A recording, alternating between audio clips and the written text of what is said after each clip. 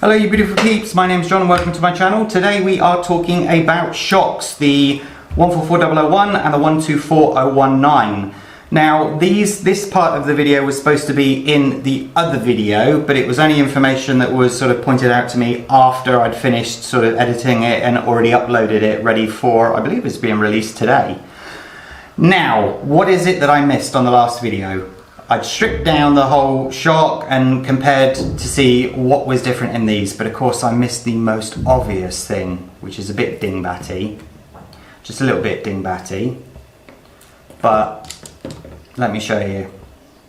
Springs. Are they the same? Are they not the same? Well, to look at, what we got? 1, 2, 3, 4, 5, 6, 7, 8. 1, 2, 3, 4, 5, 6, 7, 8. Is there a difference in compression? Now it's really hard to tell. I don't have a compressionometer, but they feel absolutely identical to me. It's really hard to tell though, isn't it? But there doesn't seem to be any difference. Now the one thing that was pointed out, and I just realised, was somebody said that the shocks on the 124018 were in fact different because obviously it's got, you know, a lot. Well, in theory, it's going to be on rough ground and have to deal with a lot more. So while we're here, let's get it out. Is this going to be easy or is this going to be hard?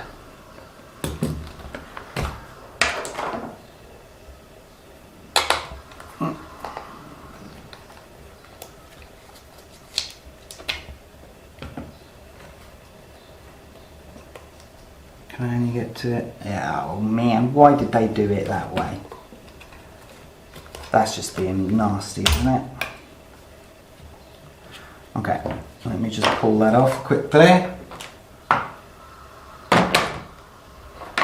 He says, looking for all of his tools. Don't know if I can do it with this one. These are a little bit tighter on this car, aren't they?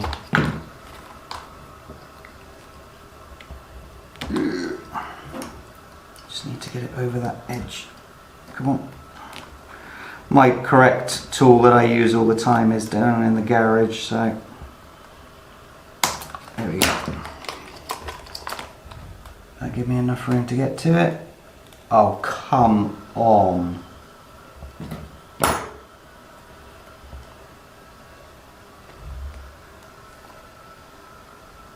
Alright.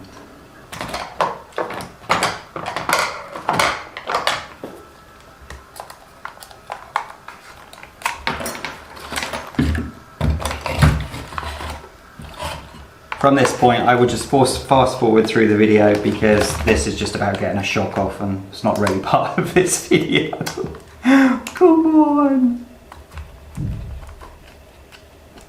See, there's always a way.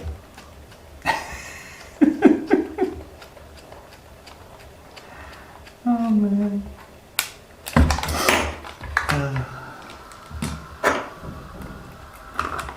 There we go. Oh, things are just so simple, aren't they? My God. Okay, well we know which spring is on the 018 because it's a nice colour. I've mixed these up, but they're pretty much the same compression anyway. And you can see straight away they are a different height for sure. So they're a different length, should I say. And yep, they feel a lot tougher. So, there you go. Oh yeah, definitely.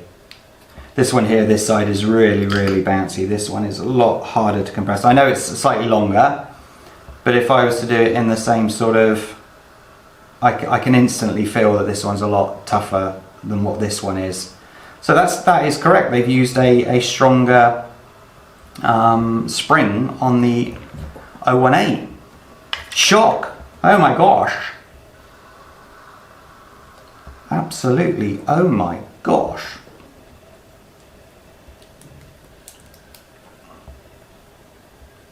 So there you go.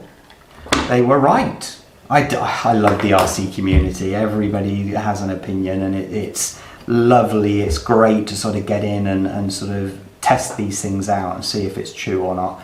I don't think I'm going to need to do the front one. The front was actually, yeah, the front one is the same size as the 144-001 and the 124-019, so there's no need to do that one. But this one definitely is a lot stronger.